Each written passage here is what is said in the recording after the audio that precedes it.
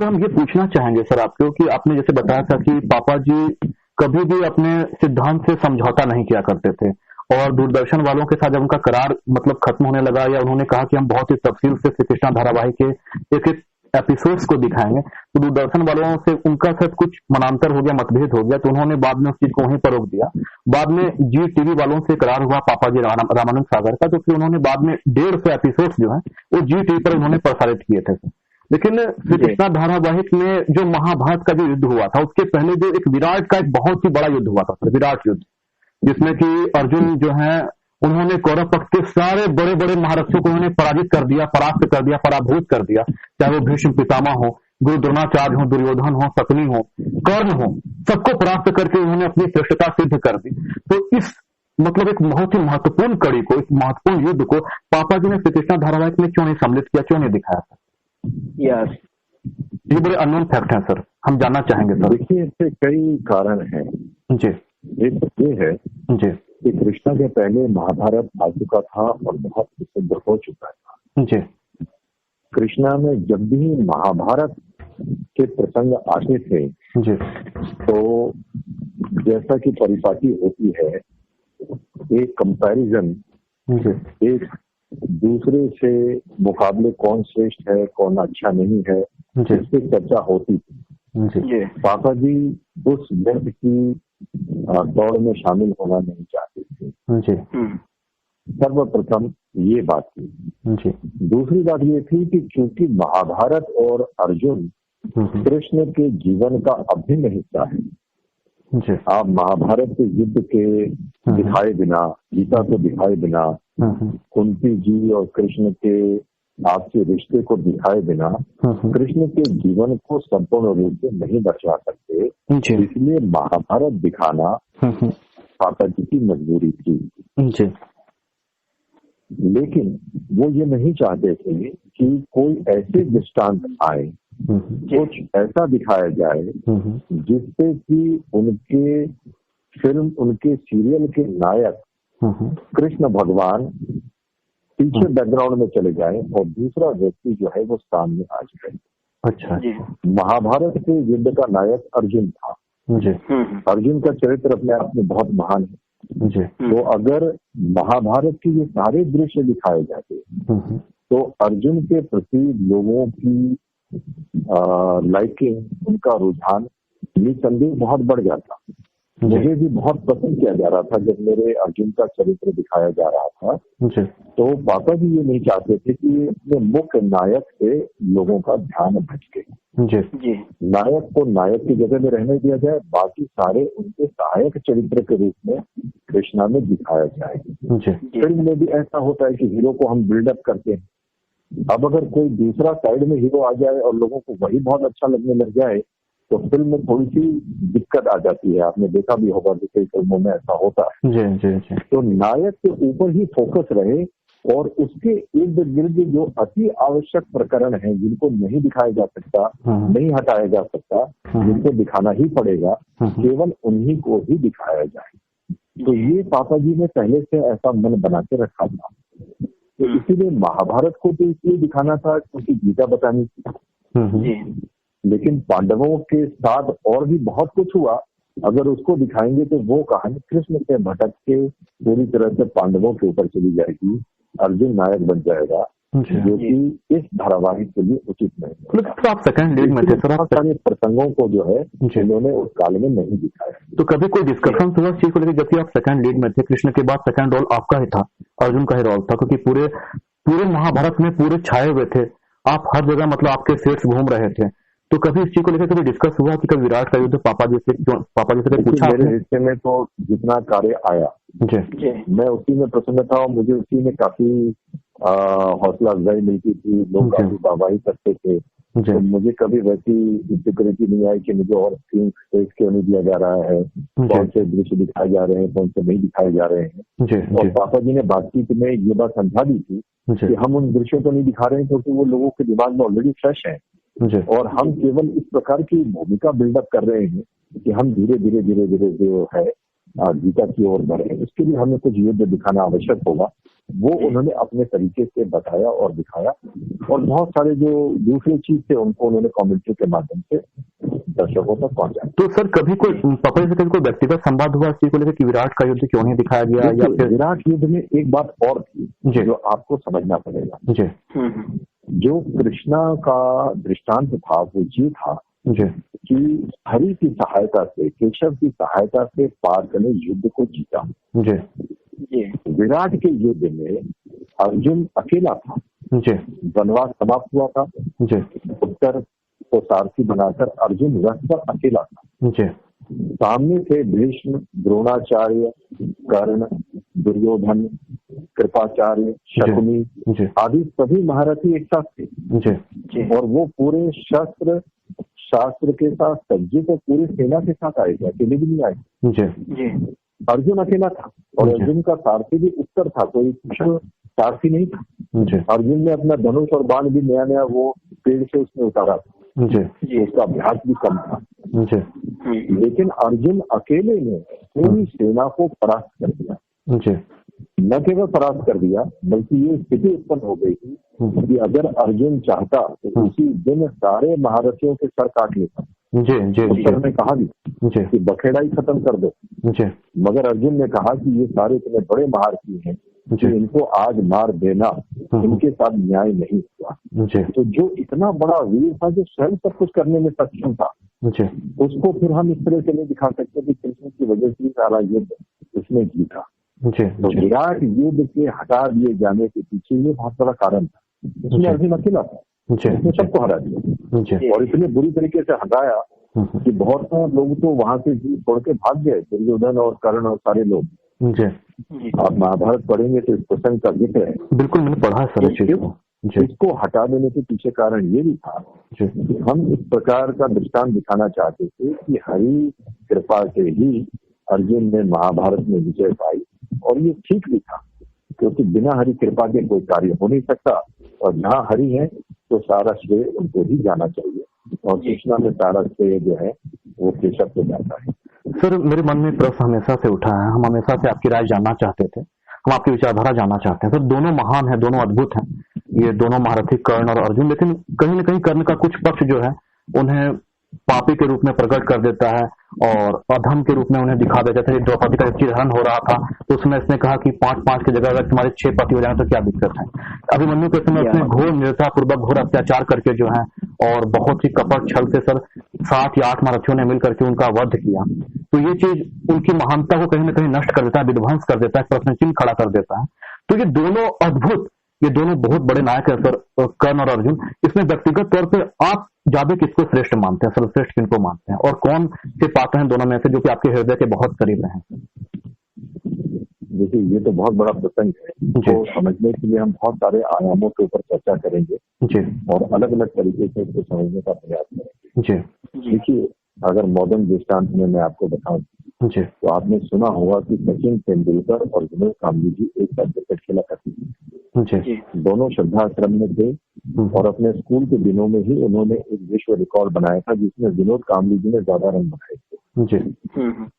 कहने का मतलब ये है कि बल्लेबाजी में वो सचिन से थोड़े ही कम थे, लेकिन जब सचिन के व्यक्तित्व का जिक्र आता है, जब उनके बहुयामी प्रतिभा का हम विश्लेषण करते हैं, तो केवल क्रिकेटिंग एबिलिटी की बात नहीं करते।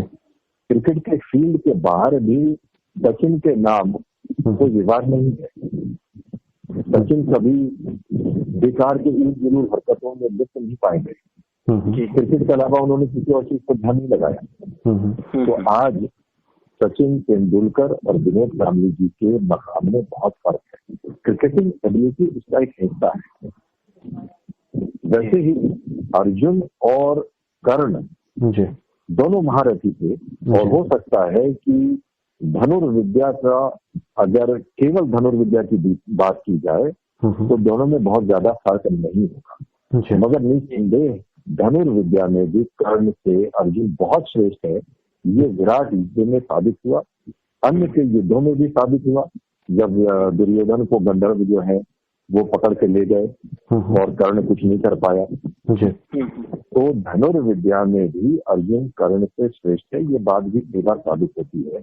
लेकिन ये इसका एक पक्ष है। अब दूसरा पक्ष देखिए, आपने कबीरदास के बारे में सुना है। कबीरदास का एक बड़ा मॉडर्न कथन है, यार मेरा दमदार। एक बार ऐसा हुआ, आपको थोड़ा सा छोटी सी कथा बताता हूँ उसके समझाने के पॉइंट ऑफ व्यू से। एक गणिका थी जो कबीरदास जी के घर के बगल में रहती थी और बड़ी मेहनत से उसने अपना घर बनाया था। तो उनके मुरीद जब उनके घर जाते थे तो वो कबीरदास की झोपड़ी से ऊपर जाते थे, उनका मजाक चिड़चिड़ा हो जाता था। एक बूढ़ा बैठा हुआ वहां अपनी झोपड़ी में ईश्वर को याद कर रहा है, तो उनका जो सात्विक भाव जागृत हो जाता था, तो फिर जाके वहां पर उनको मजा नहीं आता था। तो बहुत सारे लोगों ने शिकायत की इस गणिका से।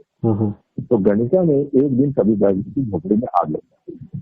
आग झोपड़ी में लगी, लेकिन वहां की आग बुझ गई और गणिका के महल में आग लगी। गणिका दौड़ी भागी, कबीरदास जी के पास आई, उनके पैरों पर गिरकर माफी मांगने लग गई और उन्होंने कहा कि आपकी झोपड़ी में तो कुछ नहीं है, मैंने अपने शरीर को बेचकर अपना महल बनाया है, कृपा करके जो है आप मुझ पर दया करें और उस आग को बुझा दें।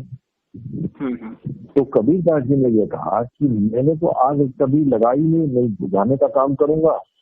तुमने उसके यार की झोपड़ी में आग लगा दी तो मेरे यार को अच्छा नहीं लगा। अब मेरा यार तुम्हारे यार से दमदार है, तो मैं क्या करूं, फरियाद उसी से करो। यानी दोस्त की बड़ी महत्ता होती है सज्जन पुरुषों के जीवन में। तो अर्जुन का दोस्त सात्विक की मित्रता केशव से, जो भगवान है। अर्जुन की मित्रता किससे थी? सभी दुर्जनों से। अधर्म के मार्ग पर चलने का बहाना ढूंढना अगर कोई चाहे तो वो कर्ण से सीखे। चलिए ठीक है, उनके साथ अन्याय हुआ, लेकिन कुंती तो निर्बोध थी, एक निष्पाप बालिका थी, राजकन्या थी, उसने अनजाने में एक भूल कर दी, कर्ण के साथ अन्याय हो गया। तो क्या अन्याय के परिमार्जन के लिए आप सदैव अधर्म के मार्ग पर चलेंगे? जी नहीं। आजकल के जमाने में मैं आपको बताऊं, कभी कोई गरीब आदमी IAS बन जाता है, मान लीजिए, तो अगर IAS बन गया वो और कलेक्टर बनने के बाद ये बोले कि मैंने कभी जीवन में अपने पिताजी को 2 वक्त खाते नहीं देखा, मैंने भरपेट खाना नहीं खाया और इसीलिए अब मैं अन्याय करूंगा, मैं भ्रष्ट बन जाऊंगा, तो आप क्या कहेंगे? कर्ण के साथ तो ऐसा ही हुआ, उसके साथ एक अन्याय हो गया, कुंती ने अनजाने में कर दिया, मगर उस अन्याय को ढाल बना के वो जीवन परंत अधर्मियों के साथ बैठा रहा, अधर्मियों का साथ देता रहा। अगर कर्ण नहीं होता तो शायद दुर्योधन की हिम्मत भी नहीं होती अर्जुन के सामने खड़े होने की। उसको मालूम था कि कर्ण के कर्कश में वो बाण है जो अर्जुन का मुकाबला कर सकते। तो अधर्मी को बलवान बनाने का कार्य उसने किया जीवन परंत। अब दूसरा एक और मतलब देखिए आप, कि अर्जुन जो था वो उसने द्रोणाचार्य से शिक्षा प्राप्त की। कर्ण ने किससे प्राप्त की आपको पता है? परशुराम जी से। गुरु भाई थे वो, भीष्म पितामह द्रोणाचार्य के। लेकिन अपने गुरु के साथ भी उन्होंने छल किया। गुरु जैसे पवित्र व्यक्ति के साथ छल किया, जो कि इस काल में बहुत गलत माना जाता है, केवल विद्या अर्जन के लिए। तो ऐसा व्यक्ति जो अपने स्वार्थ के लिए दूसरे के साथ छल कर सकता है, ये चरित्र में बहुत बड़ी त्रुटि है जो उस काल में उजागर नहीं हो पाई। अगर कोई आपको धनुर्विद्या प्रदान नहीं कर रहा है, आप एकलव्य भी बन सकते थे, मगर आपने छल से वो विद्या ली और इसीलिए परशुराम ने उनको श्राप दिया। तो गुरु के प्रति उनका भाव अच्छा नहीं था, मित्रों में चुनाव उनका श्रेष्ठ नहीं था। और फिर जब ये द्रौपदी के चीर हरण का प्रकरण आया तो उन्होंने उदारता दिखाने की बजाय, दुर्योधन को समझाने की बजाय एक ऐसे कार्य को बढ़ावा दिया जो अगर कृष्ण नहीं प्रकट होते तो हमारे इतिहास का सबसे कलंकित अध्याय होता था। कलंकित अध्याय होता, जिसको हम बोलने में घबराते, जिसका हम जिक्र नहीं कर सकते, वो केवल कर्ण की वजह से हुआ, क्योंकि दुर्योधन को पता था कि ये मेरे साथ बैठा है। और न केवल वो हुआ, बल्कि उसने स्वयं भी बहुत गलत वचन का प्रयोग किया। तो कर्ण की श्रेष्ठता तो अर्जुन के मुकाबले कभी नहीं हो सकती। अर्जुन तो एक जीव है, महारथी, महायोद्धा है, कृष्ण परमात्मा है। ये एक विशिष्ट व्यक्ति थे लेकिन विशिष्ट व्यक्ति के अंदर दुर्गुण ऐसे थे जो उनको सामान्य व्यक्ति बनाता है। पूछना चाह रहा हूँ सर कि जीवन भर अत्याचार हुआ पांडवों के साथ, अर्जुन के साथ। अर्जुन आज भी अपनी अस्मिता के लिए, अपनी पहचान के लिए आज भी लड़ रहा है। लेकिन आज के जो कुछ कवि लोग हैं, जो यूट्यूब वगैरह पे जो यूट्यूबर वगैरह हैं, या पता नहीं आज के लोगों के मन में क्या हो गया है, वो लोग हमेशा अर्जुन को नीचा दिखाते हैं। कहते हैं कि कर्ण के तर्कस में, कर्ण के अस्त्र भंडार में वो एक अग्नि बाण था, वो अमोघ शक्ति थी जिससे कि वो चाहता तो अर्जुन का वध कर देता। या तो हम ये जानना चाहते हैं कि जिस परशुराम जी से भीष्म पितामह या कर्ण या गुरु द्रोणाचार्य ने शिक्षा प्राप्त की थी, तो अर्जुन तो साक्षात परशुराम जी के गुरु भगवान शिव से जाकर के हिमालय में उनसे जाकर के वहां पर अस्त्र शस्त्र की विद्या सीखी और वहां पर जाके पशुपता अस्त्र जैसे महाप्रलयंकारी अस्त्र को उन्होंने जो है प्राप्त किया। भगवान शिव को भी अपने भूदंड की शक्ति से उन्होंने तृप्त किया, अपनी तपस्या से उनको तृप्त किया, उनको प्रसन्न किया और प्रसन्न करके वो महाप्रलयंकारी अस्त्र जो है उसने प्रकट किया। उसके बावजूद भी जब लोग ये कहते हैं, ये बोलते हैं, ये वक्तव्य देते हैं, ये बयान देते हैं कि अर्जुन कुछ नहीं करने के समक्ष, अगर कवच और कुंडल मतलब धोखे से नहीं छीन लेते इंद्र और वो अस्त्र का प्रयोग जो है नहीं करवा दिया था घटोत्कच पे, तो वो आसानी से अर्जुन का किसी भी क्षण वध कर देते। और दूसरे लोग ये कहते हैं कि जैसे अभी यूट्यूब पर मैं भी सुन रहा था सर कि कर्ण को माध्यम बनाते लोग कहते हैं, कर्ण उसमें कह रहे हैं कि 2 पल जो तुम ठहर जाते अपना स्वर दिखा देता, मुरलीधर के समक्ष अर्जुन का शीश गिरा देता। इस बात पर आप क्या कहना चाहेंगे सर? देखिए, ये तो बात भ्रामक है। बिल्कुल भ्रामक चर्चाएं लोग जो है फैलाते रहते हैं जी। देखिए, चरित्र में इतना फर्क है कि अर्जुन को युद्ध के बाद जब ये पता चला कि कर्ण उसका भाई था जी, तो उसने ये कहा कि अगर मुझे ये पता होता तो मैं उससे युद्ध नहीं करता, उसकी हत्या नहीं करता जी। लेकिन कर्ण को तो युद्ध में भी ये पता था कि अर्जुन मेरा भाई जी जी। फिर भी उसकी दुश्मनी, उसकी शत्रुता इतनी प्रबल थी कि उसने सारे संबंधों को दरकिनार करके केवल कीर्ति के लिए, केवल अपने मित्र का कर्ज उतारने के लिए उसने सारे अधर्म की पराकाष्ठा कर दी। लेकिन अर्जुन ने तो स्वयं साक्षात महादेव से युद्ध किया था जी। महादेव से बढ़कर और कौन योद्धा हो सकता है जी, जी। ये जो सारी बातें हो रही हैं जी, ये तो इसलिए हो रही है कि लोगों को पता नहीं है कि साक्षात महादेव के साथ न केवल उन्होंने युद्ध किया जी, मगर इस प्रकार से युद्ध किया कि महादेव ने प्रसन्न होकर वरदान दिया जी। महादेव ने अर्जुन को परास्त नहीं किया जी। महादेव प्रसन्न हुए जी। और विराट के युद्ध में तो ये सारे महारथी एक साथ जी। उस समय कहाँ चली गई थी अर्जुन की कर्ण की विद्या जी। उसको तो मालूम था कि ये अर्जुन सामने आ गया है कि डांडी के टंकार से भीष्म पितामह ने सबसे पहले कहा कि ये टंकार केवल और केवल अर्जुन की है जी। तो उस समय तो उसने कोई रण कौशल नहीं दिखाया जी। अब ये जैसे विशिष्ट आयुध, जैसे विशिष्ट बाण कर्ण के पास थे, वैसे ही विशिष्टता जो है वो अर्जुन के पास भी थी जी। और अर्जुन के साथ तो श्री हरि थे और सारा अस्त्र शस्त्र का पूरा भंडार था अर्जुन के पास। सारथी सबसे कुशल थे जी। और कर्ण के सारथी तो शल्य थे जो उनको समय समय पर हतोत्साहित करते रहते थे, ये जानते हुए कि ये अधर्मी है, ये विधर्मी है, ये जीतेगा तो अन्याय होगा जी। तो कर्ण की किसी प्रकार से श्रेष्ठता सिद्ध नहीं होती, लेकिन एक परिपाटी है कि हम एक ट्रैजिक हीरो को सम्मान देते हैं। ये बहुत समय से ऐसा चला आ रहा है कि समाज ने अन्याय किया, अब एक बगावती तेवर वाला जो हीरो होता है उसको पसंद करते हैं। तो ये केवल उस प्रकार की मानसिकता है, इसमें कोई सच्चाई नहीं है जी। जी। तो एक बार मैं और बताना चाहूंगा कि एक बार संजय खान साहब महारथी कर्ण बना रहे थे जी। तो उन्होंने मुझे इसमें काम करने का न्योता भेजा था जी। बहुत अच्छे हमारे मित्र के थ्रू, और अगर मैं करना चाहता तो मैं वो चरित्र कर सकता था जी। लेकिन मैंने वो करना स्वीकार नहीं किया जी। फिर मुझे उन्होंने अर्जुन के लिए बोला तो मैंने अर्जुन भी नहीं किया, क्योंकि उस धारावाहिक में मुझे पता था कि अर्जुन को कर्ण के सामने नीचा दिखना पड़ेगा, उसके क्षेत्र को कम आंका जाएगा, तो मैंने वो काम नहीं किया क्योंकि मेरे हिसाब से वो सही नहीं।